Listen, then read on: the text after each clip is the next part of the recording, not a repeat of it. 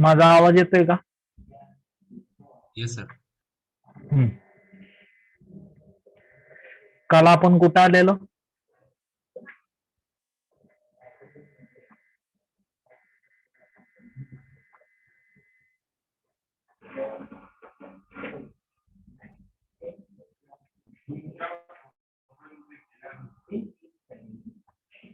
Hello, कुठला point चालू होता आपला? केस 1 सर.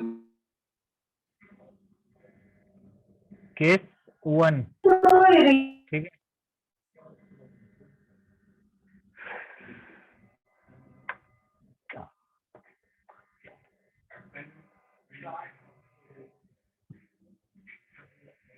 केस number 1 for finding complementary function.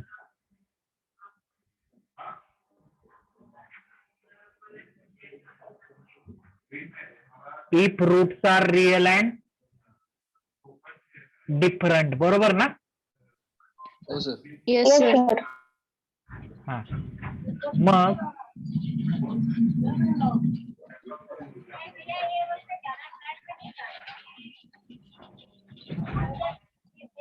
त्याच्यामध्ये खाली लिहा.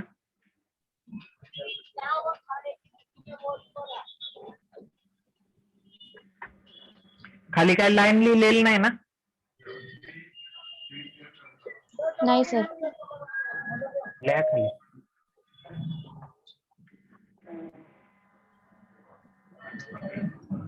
Let m1, m2, mn minus 1, mn are roots of the auxiliary equation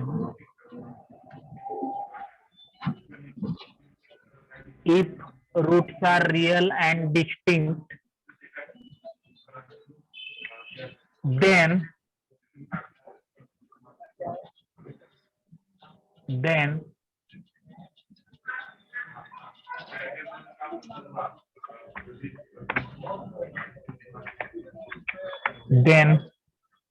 y equal to c1 e raised to m1x, c2 e raised to m2x, c3 e raised to m3x. हे कोण आहे Jagdish?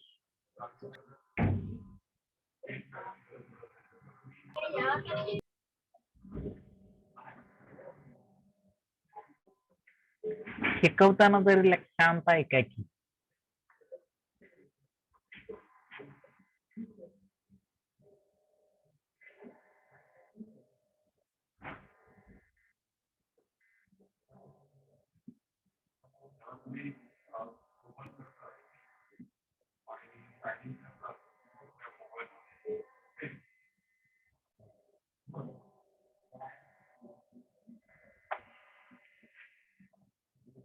Hello hello. Let m1, m2, mn minus 1, mn are roots of auxiliary equation if the roots are real and distinct. If roots are real and distinct.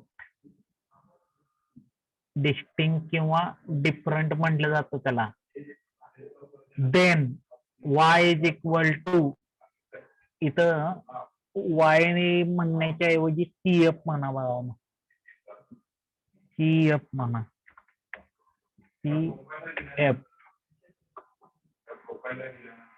cf equal to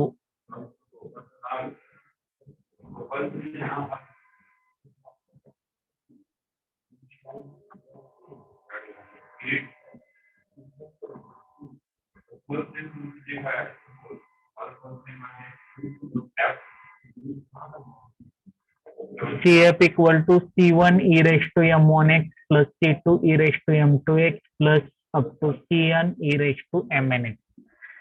आता सगळ्यांनी हे बघा पहिल्यांदा ते लिहितात कसं. तुमच्याकडे रूट किती आहेत बघा. m1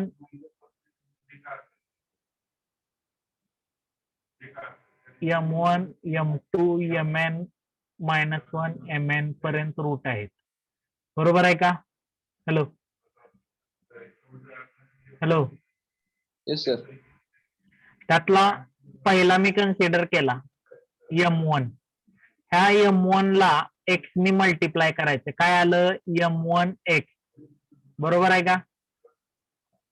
Yes, sir.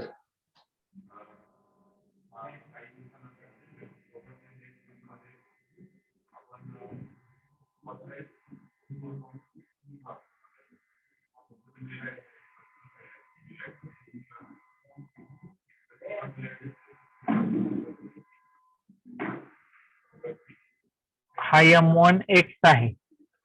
हा M1 एक्स काय करायचा? तर E च्या पॉवर मध्ये लिहायचा. म्हणजे it can be written as E raise to M1 x.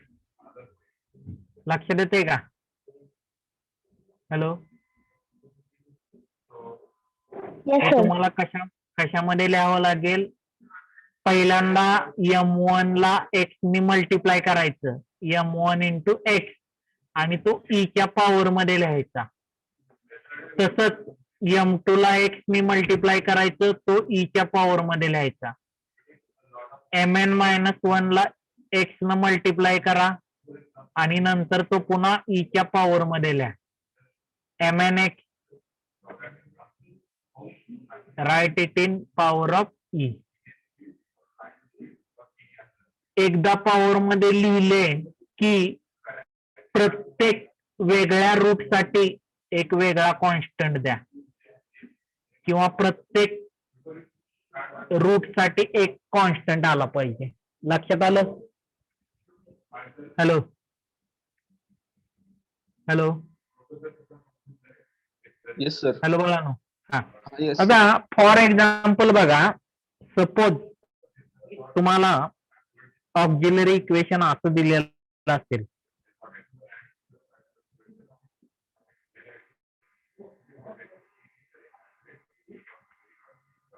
D square plus 5d plus 6 equal to 0 हे तुमचं ऑक्झिलरी इक्वेशन असेल. तर ह्या केसमध्ये काय करायचं? कॅल्क्युलेटर आणलेत का सगळ्यांनी? Yes, sir. Yes, Yes, sir. sir. कुठला आहे कॅल्क्युलेटर तुमच्याकडे? 991 MS. बर. त्याच्यामध्ये Yes, sir. मोड नावाचं बटन असेल बघा, हा sir. आहे का? Yes, sir. मोड एकदा प्रेस करा.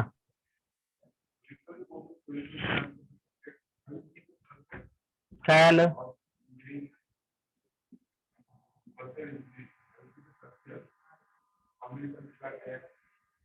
काय आलं?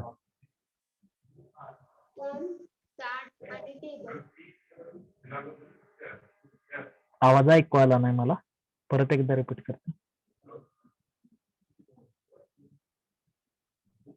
हॅलो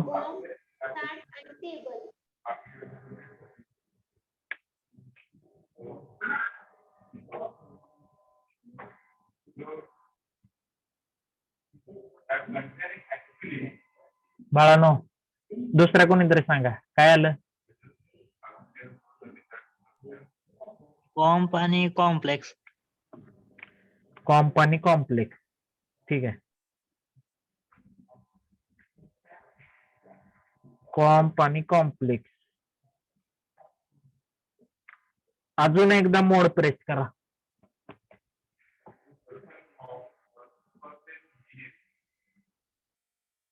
काय आलं?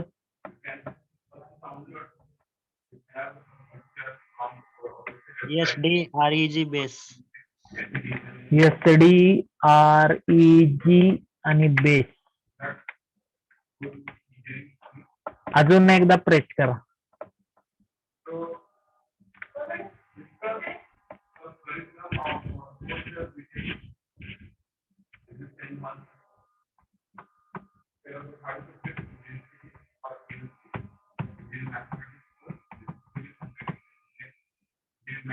अजून एकदा प्रेस करा.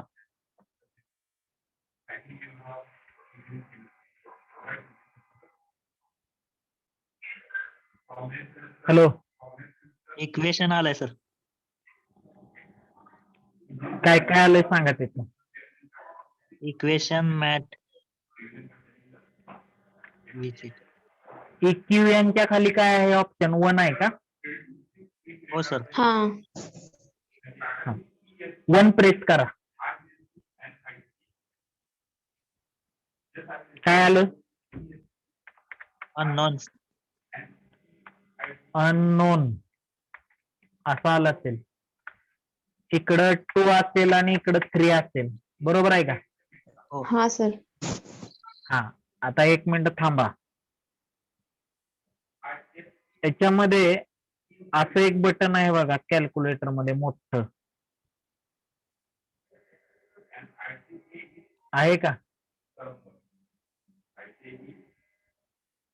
हो हॅलो. हो त्याच्यामधलं ह्या साईडचं बटन प्रेस करा.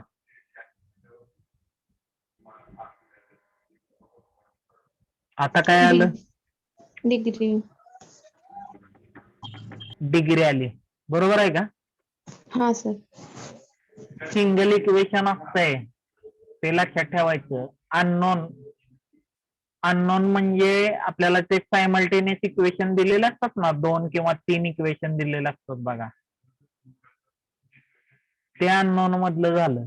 आता हे सिंगल डिग्री मधलं इक्वेशन असतंय. डिग्री म्हणजे काय? तर ह्या डी ची हायेस्ट पॉवर काय आहे? डी ची हायेस्ट पॉवर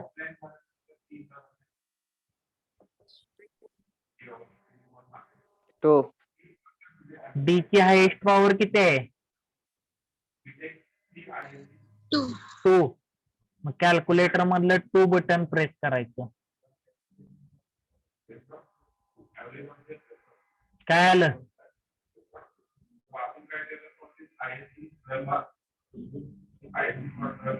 ए क्वेश्चन मार्क आला असेल. हॅलो. सर. हा.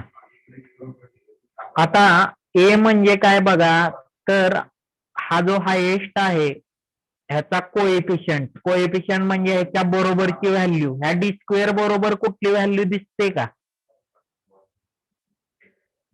No sir. नाहीये म्हणजे काय असतं? 1 असतं. D Yes, square sir. बरोबर कुठलीही व्हॅल्यू नाहीये म्हणजे इथं काय असतं? 1 असतं. मग तुम्ही काय करा, कॅल्सी मधलं 1 प्रेस करा आणि इक्वल टू बटन दाबा. आता काय दिसायला लागलं? बी क्वेश्चन मार्क बी दिसायला लागला क्वेश्चन असेल. मार्क. डी म्हणजे त्याच्या उत्तरच्या क्रमानं जायचं. डी स्क्वेअर नंतर डी येतो. मग ह्या डी बरोबर कोण आहे बघायचं. कोण आहे?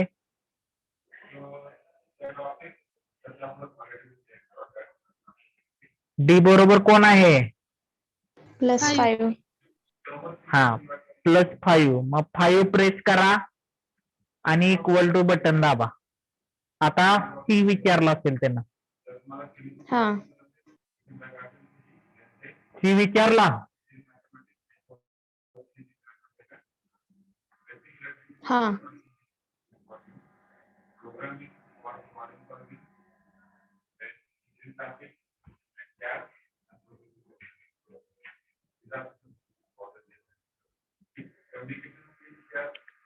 मग इथं सी म्हणजे हा येतो कॉन्स्टंट.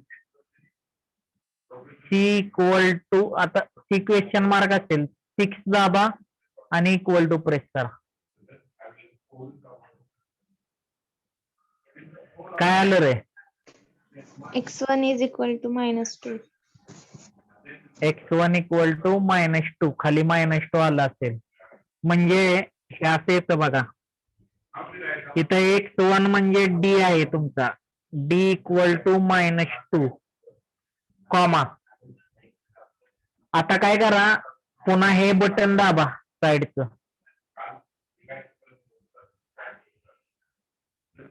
काय आलं रे? हे बटन प्रेस करा. x2 ची व्हॅल्यू आली. x2 is equal to -3. काय अडचण?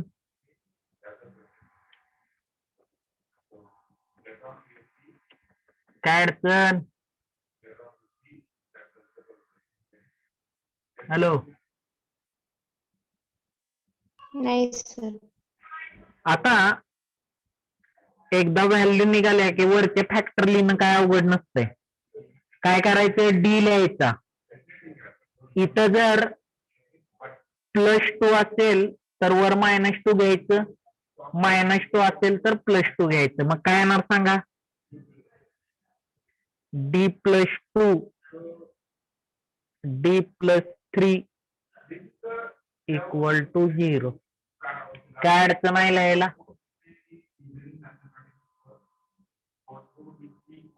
हॅलो, काही अडचण आहे का लिहायला? नाही सर. आता इथं -2 -3 आलं, मग CF काय येणार तुमचा? हा बघा, पहिल्या -2 साठी एक कॉन्स्टंट लिहायचा C1, नंतर E लिहायचा. हा -2 ला x न मल्टिप्लाय करायचं. काय आलं,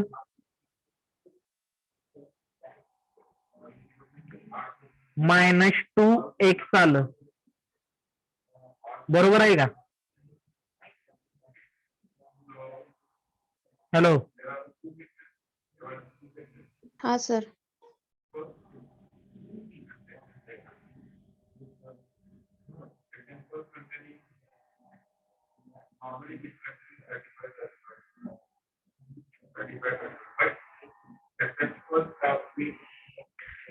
हे लक्षात आलं?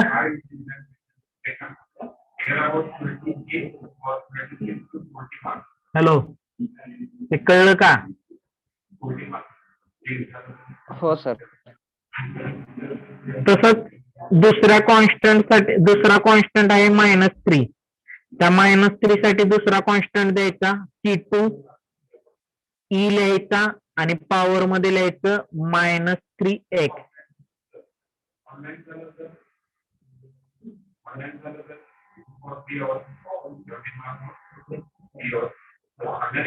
हे कळलं?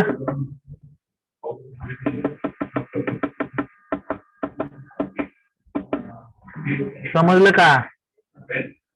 Yes sir. आता सगळ्यांचं लिहून झालंय?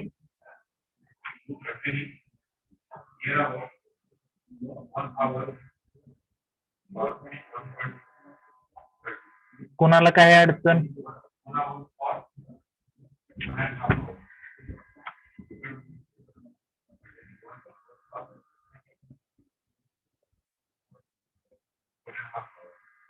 बाळांनो, हॅलो, काय अडचण आहे का कोणाला याच्यामध्ये?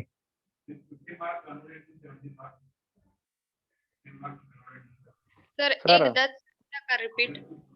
सर, हा हा, आणि C3 घ्यायचा असला तर? 2 रूट असताना C3 घ्यायचंच नाहीये ना. जेवढे रूट तेवढेच कॉन्स्टंट आले पाहिजे. Okay okay. सर डिप्लोमाची कॅल्सी चालते का? काय झालं? डिप्लोमाची कॅल्सी मध्ये ते येत नाहीये सर असं आन्सर. डिप्लोमाची कॅल्सी म्हणजे मला समजलं नाहीये. डिप्लोमा मध्ये आम्हाला ते कॅल्सी भेटले, मग ते यूज डिग्री साठी अरे होतं का? बाळा, कॅल्सी नाव काय आहे ते, म्हणजे मॉडेल कुठलं आहे ते सांगा. f(x) A2ES plus. A2ES plus आहे का? हा हॅलो, सर. हा, मोड प्रेस करा एकदा.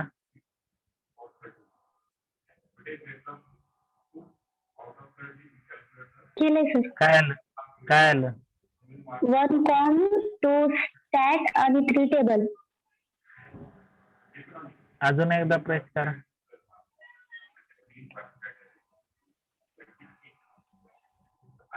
तेच येते सर. काय ते? 1 कॉम 2 स्टॅट आणि 3 टेबल. 1 कॉम्प 2 स्टॅट हा आणि हा. 3 टेबल. बरं 1 प्रेस करा काय येते बघा.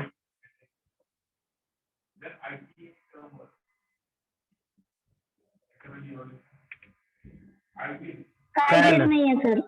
काहीच येत नाही. बरं. अजून एकदा मोड दाबा. हा केलं सर. आता 2 प्रेस करा.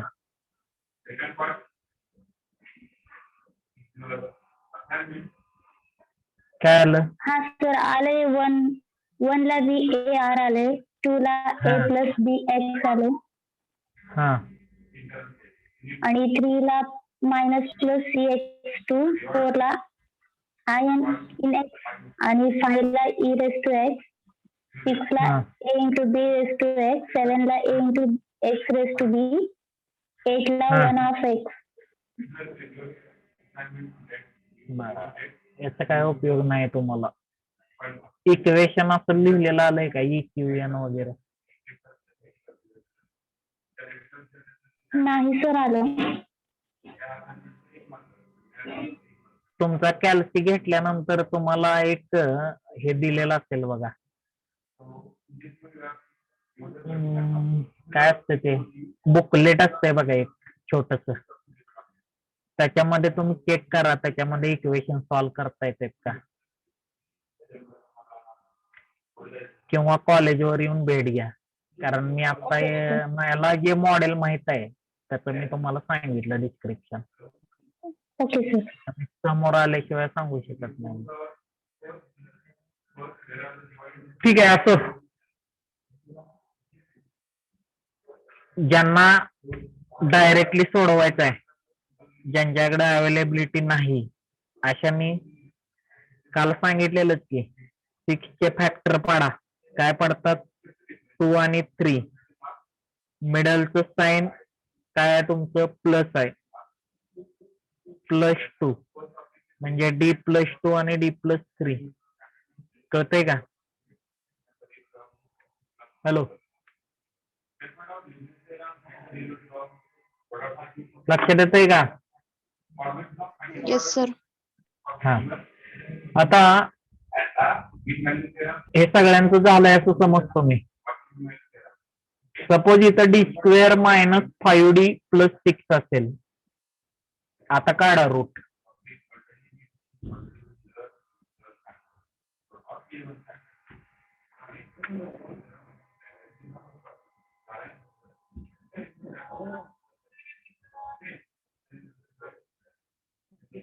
रूट काढा आता.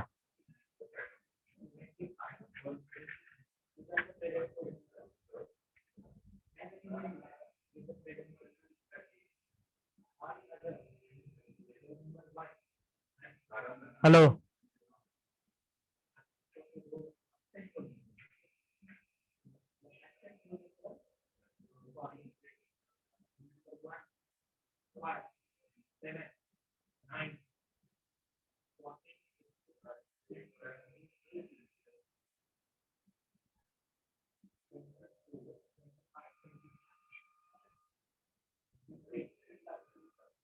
हॅलो,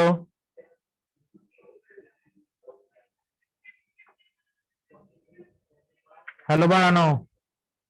1 +1 आणि -1. D² - 5D + 6 ला -3 +2. कसं बाळानो काय करायला लागलाय? कॅल्सी मध्येच करताय का स्वतःहून करताय? कसं करताय? प्रोसिजर फॉलो करा की आता सांगितलेली.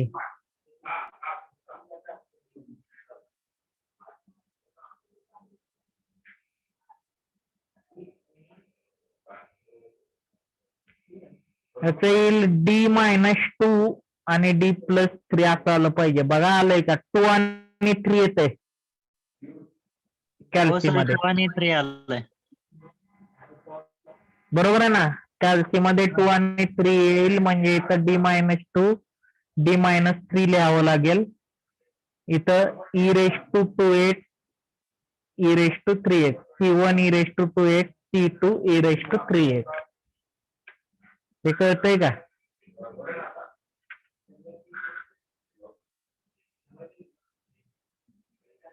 Hello,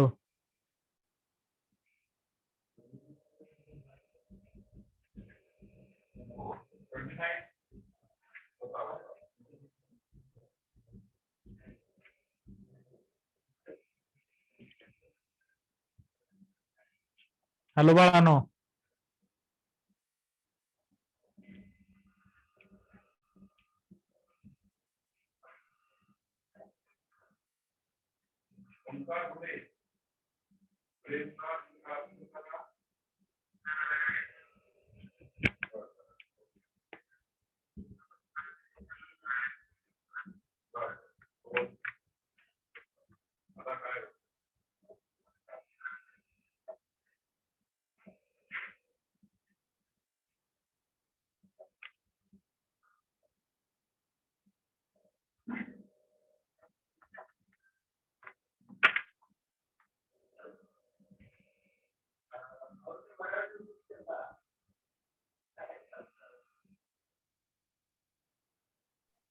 sir hello. Hmm, sir हे एक्झाम्पल विदाउट कॅल्क्युलेटर सॉल्व्ह करून दाखवता का? सांगितलं की रे समजावं बाळा लागेल आता. विदाउट कॅल्क्युलेटर पण सांगितलेलं मी. 6 आहे, 6 चे फॅक्टर पडतात 2 आणि 3. मिडलचं साइन द्यायचं, D-2 D-3. आलं का? Okay sir.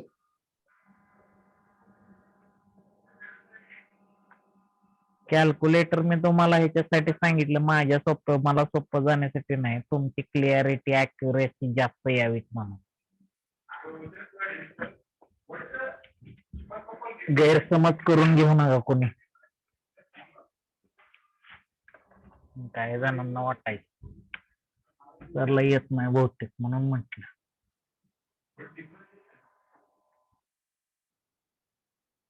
झालं का?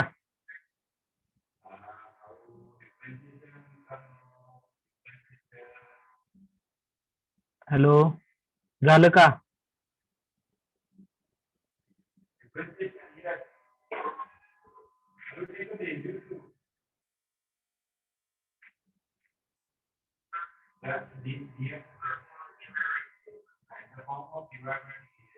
झालंय का हे? Yes, हो sir. सर. याचे रूट काढा आता. D² - D - 6.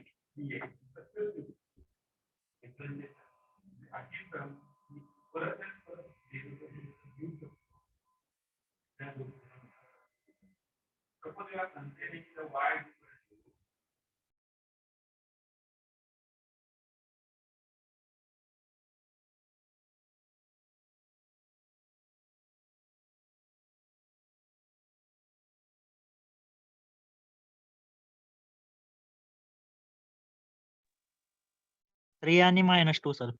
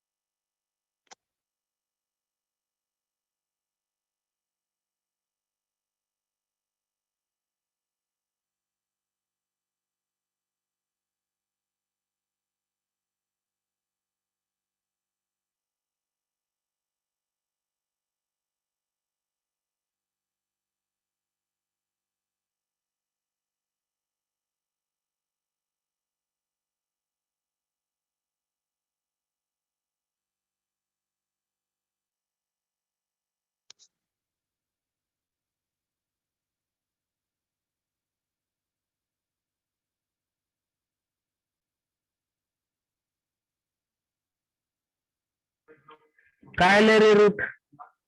3 आणि -2.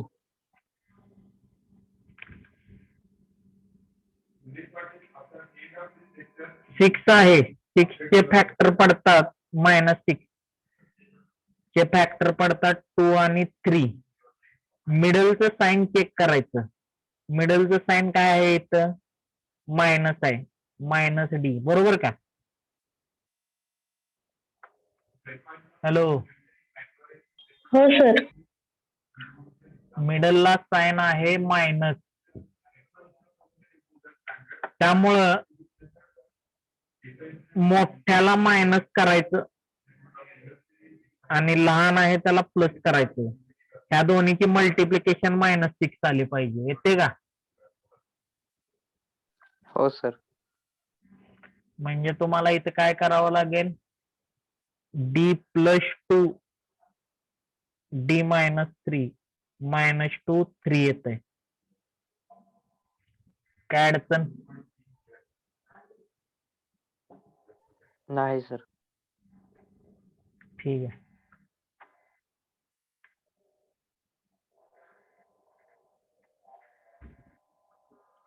कॅल्क्युलेटर ज्यांच्याकडे अवेलेबल आहे त्यांनी वापरायला शिका. पहिली गोष्ट तुमचा टाइम वाचतो, दुसरी गोष्ट ऍक्युरेसी वाढते. कारण जर रूट चुकीचं आलं पूर्ण एक्झाम्पल चुकीचं होणार. पहिली गोष्ट नेहमी लक्षात ठेवायची. कळतंय का? Hello, yes sir. जर दिलेल्या ऑक्झिलरी इक्वेशनचं रूट चुकीचं आलं तर पूर्ण आन्सर चुकीचं होणार.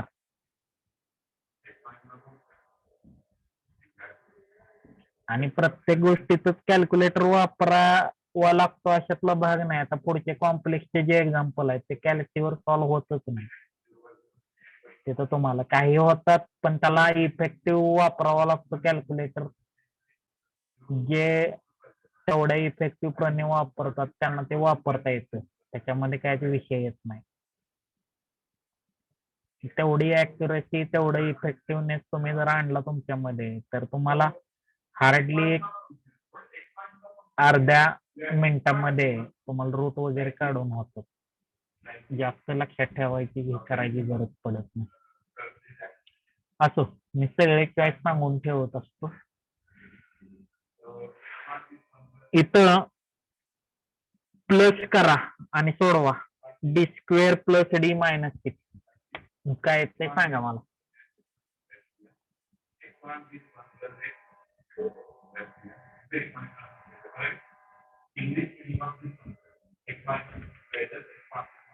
हॅलो, सर x1 2 येते आणि x2 -3 येते. ठीक. -2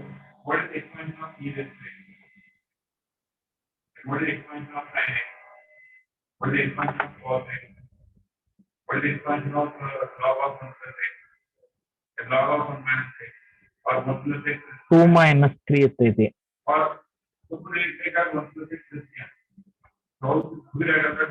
मूळ मुद्दा लक्षात आला की जर डिफरंट रूट असतील तर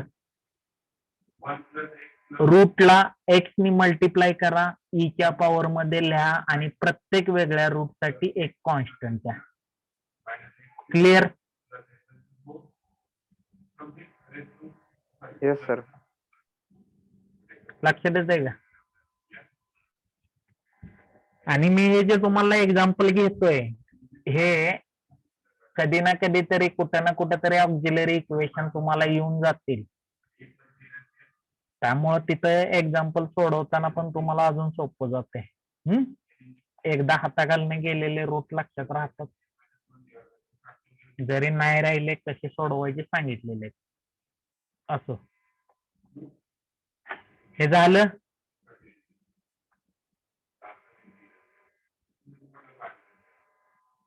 झालं ना बाळांनो?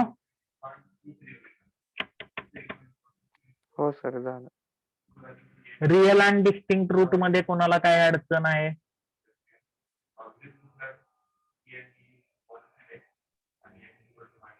नाही.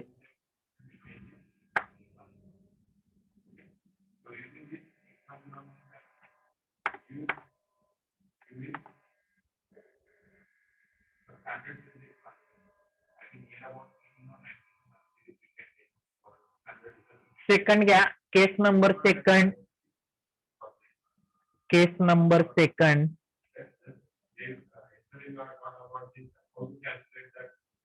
Roots are real and repeated. Case number second म्हणा. Case second. Roots are real and repeated.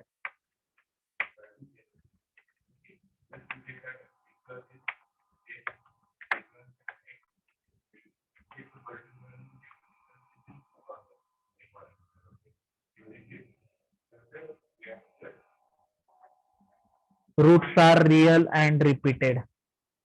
ठीक है.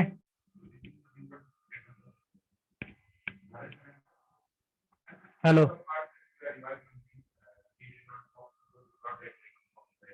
हॅलो. Yes, sir. मग त्याच्यामध्ये खाली लिहा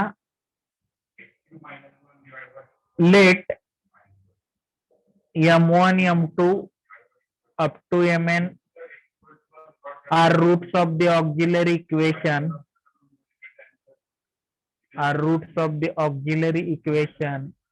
Full stop. If roots are real and repeated. If roots are real and repeated, that is m1 equal to m2 equal to up to mn, all are same. सगळेच जर same असतील तर काय करायचं बघा. आता सगळे सेम आहेत. मग मी या सगळ्या सेम साठी m1 च कन्सिडर केलं. m1 ला x ने मल्टिप्लाय करा आणि e च्या पॉवर मध्ये लिहा. परत एकदा बघा. m1 ला x ने मल्टिप्लाय करा आणि e च्या पॉवर मध्ये लिहा. हे लक्षात आलं. हॅलो. हा. ते आपण डिफरंट मध्ये जसं केलं त्या पद्धतीनंच आहे. फक्त जेवढे रिपीटेड रूट आहेत. आता इथे रिपीटेड रूट किती आहेत तर mn आहेत.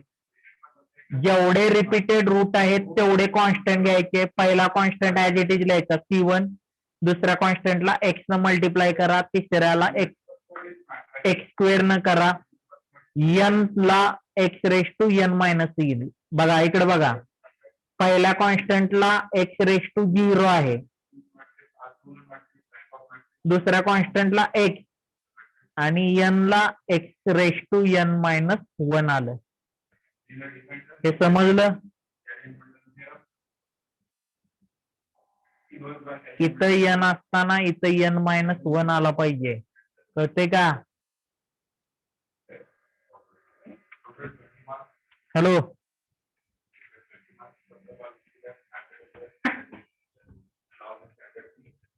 हॅलो. Yes, sir.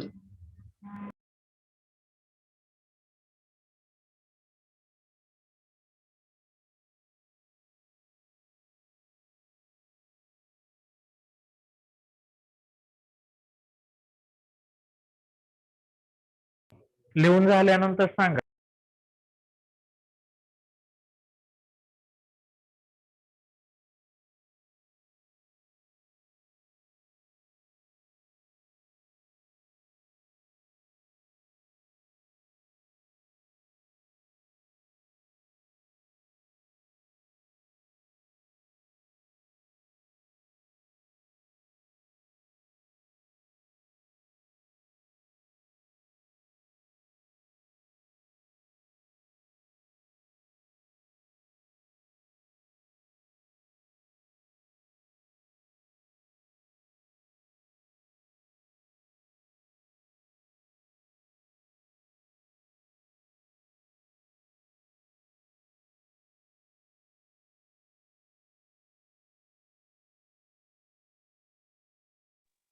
झालं सर.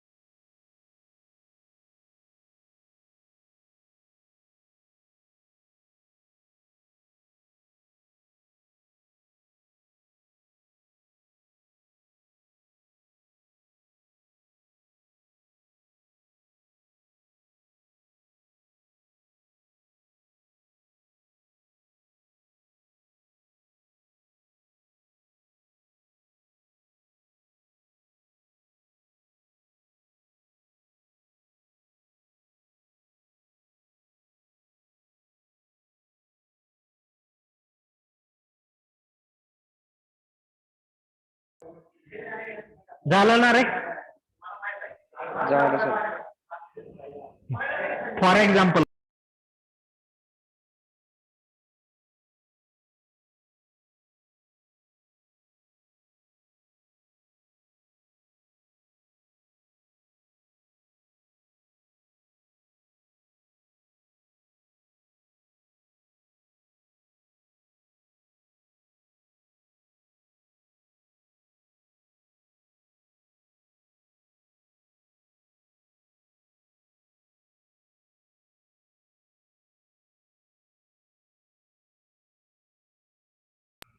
हॅलो, फॉर एक्झाम्पल म्हणा.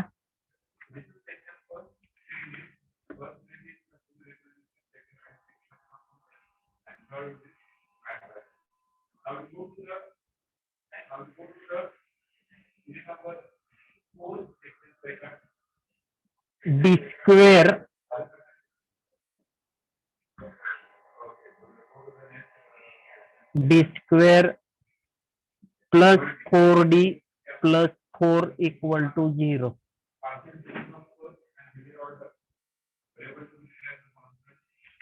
कॅल्सीवर सॉल्व करा. मी सांगतो तुम्हाला कसं सोडवायचं ते. काय ते बघा.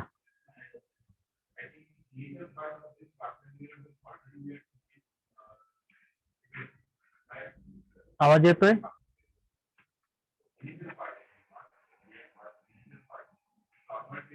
हॅलो, आवाज येतोय? हॅलो. हो सर. सर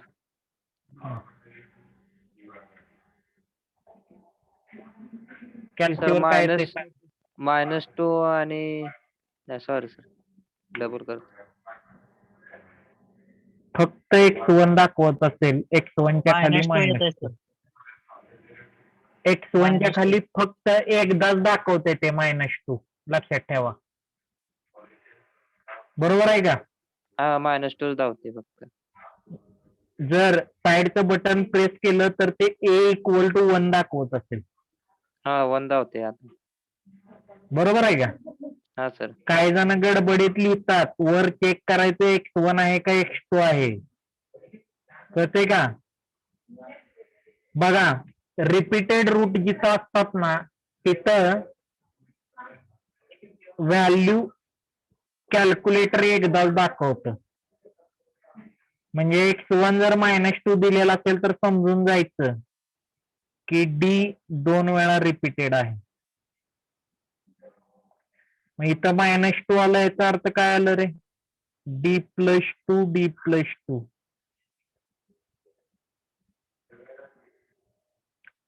ठीक आहे.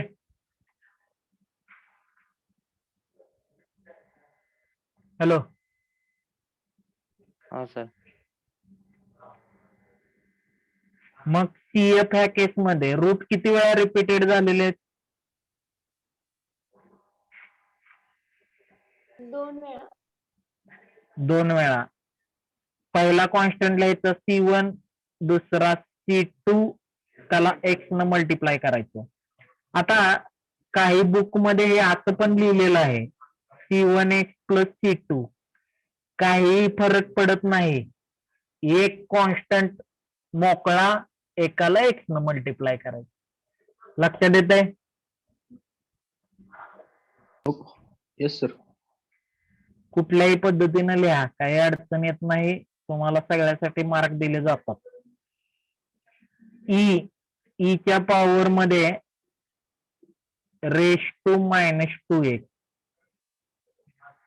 हे समजलं?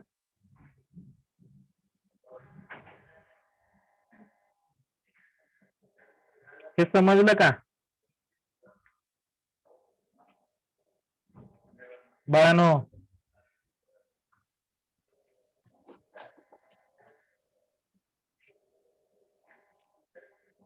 d³ -3d² plus 3d -1 equal to 0.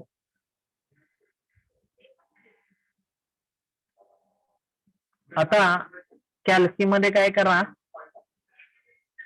मोडनं equation पर्यंत जावा. डिग्री 2 3 आहे त्यातलं 3 सिलेक्ट करा.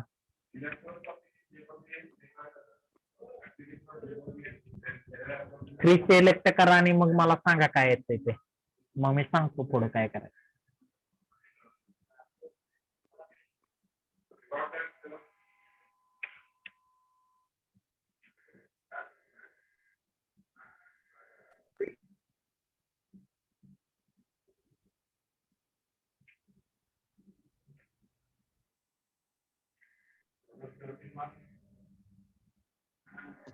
वन व्हॅल्यू आहे ते सर. 1 येते. याच्यामध्ये असं आलं असेल बघा, एक क्वेश्चन मार्क आला असेल त्याला 1 इक्वल टू दाबायचं. बी क्वेश्चन मार्क आले असेल त्याला -3 प्रेस करायचं आणि इक्वल टू. सी साठी +3 इक्वल टू आणि डी साठी -1 इक्वल टू प्रेस करायचं. तुम्हाला x1 त्या खाली 1 मिळाला असेल फक्त, बरोबर का? हा सर. आता इथं डी ची पॉवर आहे हायेस्ट 3. तुम्हाला रूट 1च मिळालेला आहे. याचा अर्थ समजून घ्यायचा की डी 3 टाइम्स रिपीटेड आहे. D equal to 1. याचा अर्थ फॅक्टर झाला पहिला D-1, दुसरा पण 1 D-1 आणि तिसरा पण D-1. तसही हा D-1 क्यूब याचं स्टँडर्ड हे आहे, लक्षात ठेवा. D-1 क्यूबचं स्टँडर्ड सिम्प्लिफिकेशन आहे. कळतंय का? डायरेक्ट लक्षात येत होते. मग CF काय येणार आहे ह्या केस मध्ये सांगा बरं बाळांनो.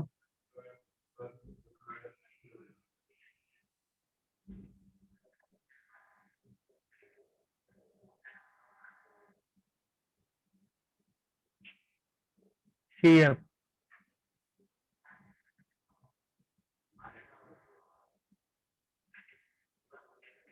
Hello, C1 plus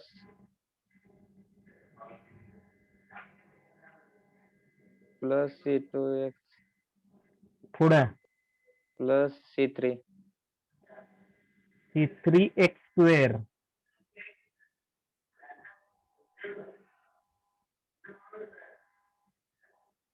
e⁻x 1 into x म्हणजे x येईल फक्त. काय अडचण इथं? आहे सर. इथं -4D करा बरं. काय ते सांगा. -4D केल्यानंतर D² -4D + 4 काय ते सांगा मला.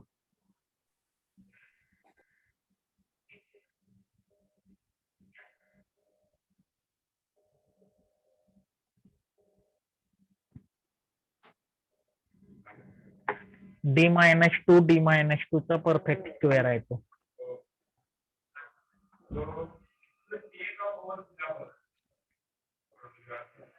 टू आणि 2 येते 2 ठीक आहे.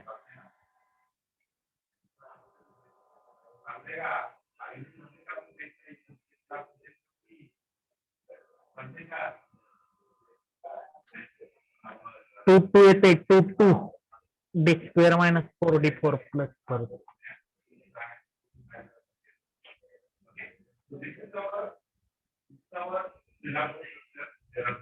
C1 + C2x e⁻² येते.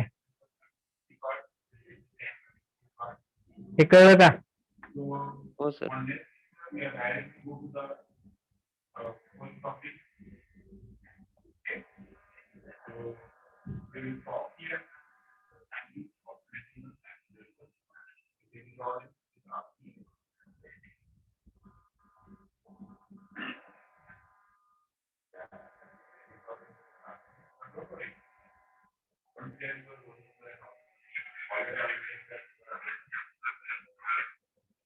बाळानो तुम्ही अटेंडन्सला एक कुठला तरी फॉर्मॅट वापरा रे. एक कुठला तरी फॉर्मॅट वापरा बाळानो. हा हे काय कोणाचे अटेंडन्स कोण देतंय काय कळत नाही. चला अटेंडन्स द्या पटपट.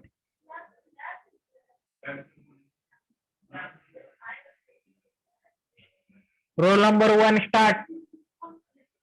Present, sir.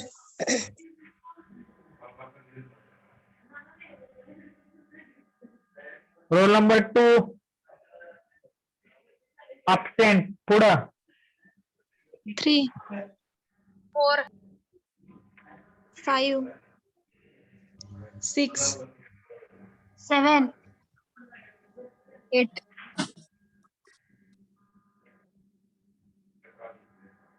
Roll number 9 absent. 10, roll number 11 absent. 12, roll number 13 absent. 13 present, sir. 14, 15, present, sir. 60, 16, 17, 18,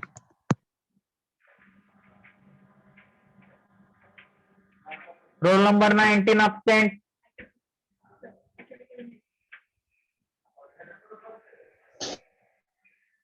roll number 20 absent. 21 sir. 22 absent. 23 absent. 23. Yes, sir, 24. 23. Okay.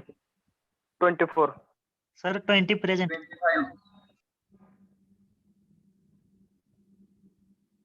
26 absent. 26 present. 26 present. 28 sir. 27 absent. 27 आहे sir. 28 द्या sir. की तुमची ह्याला presenty द्या ना रे बाळानो. 29, 28 sir. 29,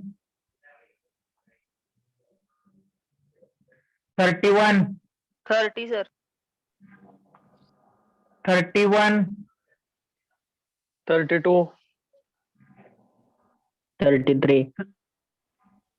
34, sir. 35.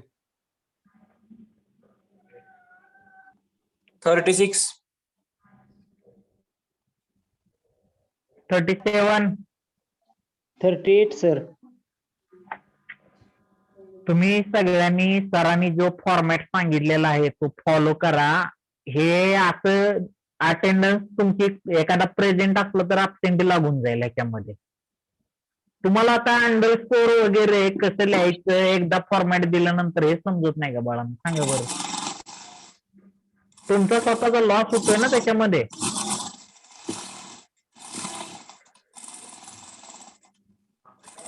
कळतंय का तुम्हाला?